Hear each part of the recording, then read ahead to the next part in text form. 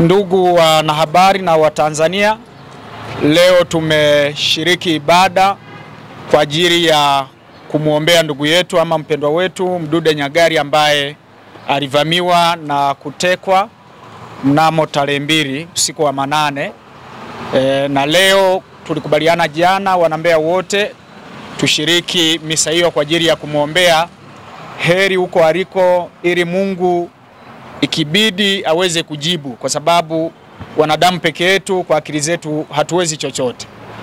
Kwa hiyo tumekwenda, tumefanya ibada hiyo na tumeimaliza salama, na wamemwombea, na tunaamini sasa kupitia maombi na Mungu mwenyewe yamkini Mdude akapatikana. Hiyo ndio imani yetu ambayo tunaendelea kuiombea. Na jambo la pili, tulikwenda kwa ajili ya kutoa pole kwa kanisa la Roman Catholic, nasi tutumie pia fursa hii kutoa pole kwa Askofu Mkuu Baba Mwashamu, Askofu Nyaisonga, pamoja na kanisa zima na watumishi wote, kwa mpendwa wetu ambaye ni Daktari na Padri Charles Kitima, ambaye wote tunakumbukwa naye alivamiwa. Na hivi tunavyozungumza yuko hospitalini. Kwa hiyo tulipeleka nalo hilo ombi kwa ajili ya kumwombea heri, ili arejee kwenye afya yake ya kawaida na arudi katika kazi yake ya kiroho ya kumtumikia Mungu. Hicho ndo kilichotusibu kwenda kanisani. Tulieleza dhamira nzima ya kutekwa kwa Mdude pamoja na kushambuliwa kwa Daktari Charles Kitima, padri wa kanisa la Roman Catholic kule Mkurasini, Dar es Salaam. Hicho ndo kilitupelekea kwenda kanisani. Mosi, tumerejea kambini tena kwa ajili ya kushinikiza yale mpaka pale Mdude apatikane.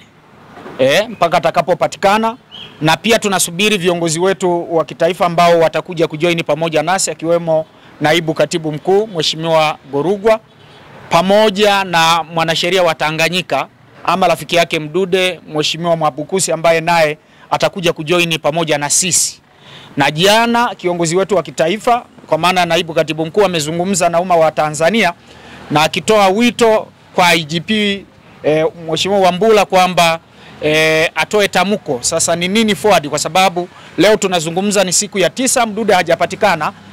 Sasa sisi kama wanadamu na ambao wanachama na ndugu tunashindwa kuelewa ni kwamba huyu mtu imeshindikana, kwa sababu mpaka leo hatujapata taarifa kwamba ni nani anashukiwa, ni nani ameujiwa. Kwa hiyo bado tupo kwenye mzungumkuti mkubwa, na ndio maana ametoa masaa 72, na mimi naendelea kwamba tunatoa wito ule wa masaa 72, angalau IGP atoe tamko kwamba ni nini sasa kinaendelea baada ya hapo.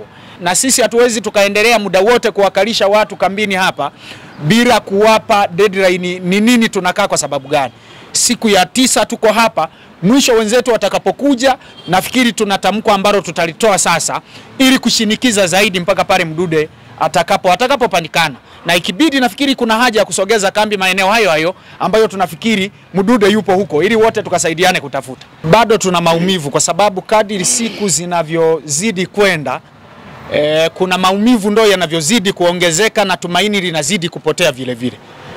Kwa sababu kwa namna umwagaji wa damu ulivyokuwepo na siku zinazidi kwenda, inatupa mashaka, na ndio maana tumetoa hayo masaa 72 kupitia Naibu Katibu Mkuu wetu wa chama taifa, na naamini yanamalizika kesho, na kesho viongozi watakuwepo hapa. Sasa tutatoa tunakwendaje mbele, lakini kwenye hatua kama hii ninafikiri sio tu hatua ya Kichadema peke yake. Nafikiri kila Mtanzania sasa aone kwa hali ambavyo ipo, polisi wamekana wale watu, hakuna anayeshukiwa, hakuna aliyehojiwa, kuna mashaka makubwa yanakuwepo. Nafikiri kila Mtanzania anapaswa kupiga kelele, kwa kuwa hili sio swala la Chadema peke yake, ni swala la Watanzania wote. Lakini msimamo wa chama ni kwamba hatujaridhishwa na namna ufuatiliaji wa jambo hili wa jeshi la polisi unavyoenenda. Tunaona kadri siku zinavyoenda na muda unazidi kuwa mrefu, matumaini yetu ni kama hayakai sawa vile, lakini tunataka jeshi la polisi angalau kutoka hadharani na kutuambia wamefikia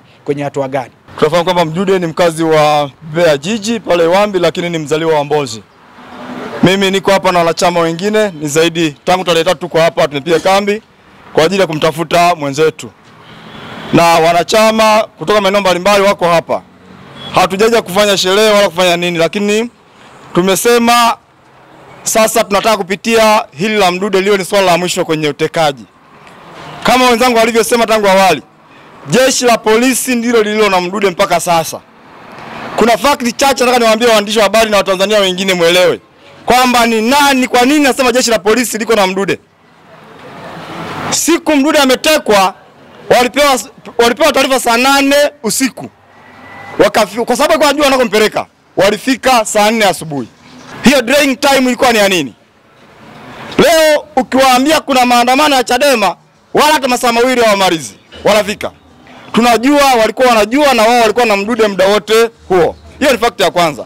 Fact ya pili, mkamwambia ndugu zangu waandishi wa habari, IGP, kwamba kuna itments, kuna kipindi cha mwisho cha uvumilivu. Ni kipindi tulichofikia. Mimi mwenyewe nasema mimi nimefikia kwenye kipindi cha mwisho cha uvumilivu. Mdude sisi ni mwanetu, amekuwa anafanya kazi, hatujamsikia akiwa mwizi hata siku moja. Hatujamsikia tukio wote wa uhalifu. Wala hatujamsikia kwamba ameshikwa ugoni. Tunajua jeshi la polisi ndio liko na Mdude. Kwa hiyo tuombe masaa 72 ni serious ambao katibu mkuu alitoa. Na niwaombe watu kutoka majimbo mbalimbali na mikoa mbalimbali waendelee kuja Mbeya. Tutaenda kumtafuta Mdude na nyumba hizo tunazifahamu, na Mdude tutamleta. Tutamleta Mdude na hao wahalifu. Ndugu zangu waandishi wa habari na Watanzania wengine, niwaombe tushikamane kwa pamoja. Kama Mungu amepanga kifo chao kuwa ni cha namna fulani, kitakuwa tu. Na kila mtu atakufa. Leo ni siku ya Jumapili ambayo tumeenda kumlilia Mungu wetu. Sisi kama wakina mama ambao tunazaa kwa uchungu, tunabeba mimba miezi 9, tuko hapa tunalia na kuomboleza ili tumpate ndugu yetu. Hii nchi sio ya kwao.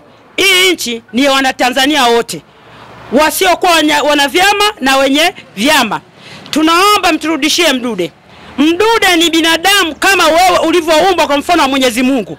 Huna haki ya kudhulumu uhai wa mtu.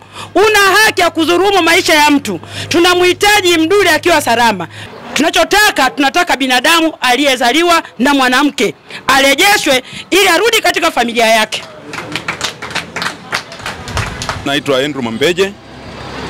Mimi ni mwanachama wa Chama cha Demokrasia na Maendeleo Chadema. Niko hapa jijini Mbeya. Tumeitumia siku hii ya leo, Jumapili ya leo, katika kwenda kufanya sala. Ndugu mwandishi wa habari, ni kwamba sisi ukiacha wanasiasa, sisi ni wanadamu, lakini pia ni waumini ama Wakristo tunaomwamini Mungu. Kwa hiyo katika taifa letu tunaona taifa letu linaangamia na linapoteza mwelekeo kwa matukio ya mfululizo ya wanadamu kupotezwa, kutekwa, kupigwa, kuumizwa, na hususan wapinzani kukamatwa, kutengenezewa kesi, kusingiziwa na hatimaye kuanza kudhuriwa, kukamatwa kwenye nyumba zao kama kuku. Hasa mimi neno langu dogo tu ni kwamba kama waumini na kama wanasiasa, kwa sababu wanasiasa ni waumini wa madhehebu mbalimbali na wa dini mbalimbali.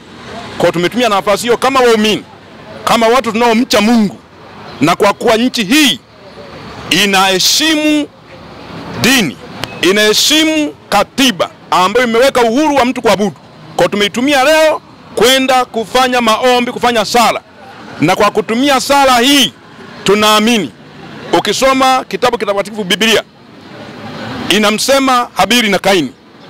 Kaini alimchukua ndugu yake Habili akampeleka uwandani pasipo kujua mtu, pasipo kuona mtu, akamfanya mabaya.